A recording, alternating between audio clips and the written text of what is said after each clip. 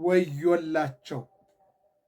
ኢሳይያስ የተባለ ነቢይ ወዮላቸው ይላል።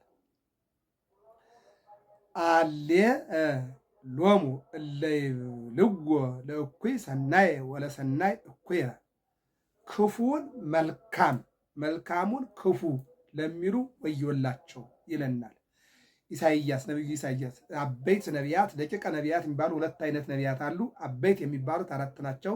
ደቂቀ ነቢያት የሚባሉ ደግሞ 12 ናቸው። በድምር 16 ናቸው። የቃል ነቢያት የሚባሉ ደግሞ 15 ናቸው። አጠቃላይ 31 ናቸው። አሁን ነቢዩ ኢሳይያስ ማለት በመጀመሪያው ላይ እንዲህ ያለ ነቢይ ነው። እግዚአብሔር ጸባኦት እመ ኢያትረፈ ለነ ከመ ሰዶም ኮነ ወከመ ገሞራ እመሰልነ። አዎ በኖህ ዘመን በንፍር ውሃ እግዚአብሔር ሰውን ሲያጠፋ፣ አዎ 8 ነፍሳትን እግዚአብሔር በመርከብ ባያድን ኑሮና ባያሳልፍ ኑሮ እመቤታችን ባላገኘናት ነበር ይልና የኖህ መርከብ የተባለች እመቤታችን ናት ይላል። በኖህ መርከብ ውስጥ የነበሩ ነፍሳት እንደዳኑ የእመቤታችን የአምላክ እናትነት ያመኑና የተማመኑ ይድናሉ ብሎ ይተረጉማል። ስለዚህ ምን አለ? በኖህ ዘመን በመጣው ንፍር ውሃ ያለፈች ማናት? እናታችን። አዎ እመ ኢያትረፈ ለነ፣ እሷም ባያተርፍልን ኑሮ አለ። በኖህ ትውልድ ላይ እመቤታችን ባያሳልፍልን ኑሮ ዳን ነበር ይልና ይቀጥላል። ቀጥሎ ደግሞ ምንድን ነው የሚለው?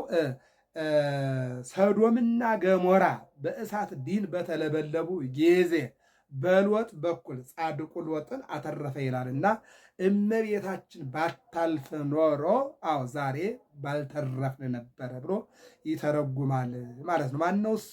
ኢሳይያስ።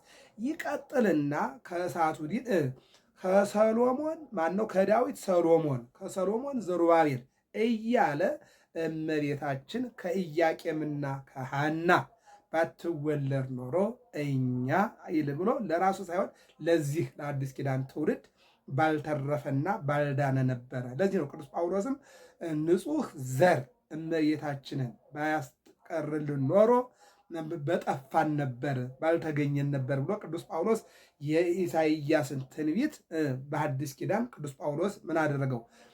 አማናዊ አድርጎ አቀረበው። ኢሳይያስ አሻግሮ ተመለከተው፣ ጳውሎስ ደግሞ ደረሰበትና ተናገረው ማለት ነው። ስለዚህ ኢሳይያስ ይቀጥልና ምን አለ? የምትጸንሽው የምትወልጂው በድንግልና ነው። በድንግልና ጸንሰሽ በድንግልና ትወልጂዋለሽ። ኢሳይያስ 7:14 ላይ ይቀጥልና ደግሞ 9 ላይ ምን ይላል? እዛው 9 ላይ የሚወለደውም የሰላም አለቃ የሰላም ንጉሥ ነው፣ ለሰላሙ ፍጻሜ የለውም ይላል ኢሳይያስ። ለሰላሙ ፍጻሜ የለውም ይላል። ስለዚህ እነሆ ለሰላሙ ፍጻሜ የሌለውን አምላክ ጸንሳ ትወልደዋለች ካለ በኋላ ከድንግል ማርያም የሚወለደውም አምላክ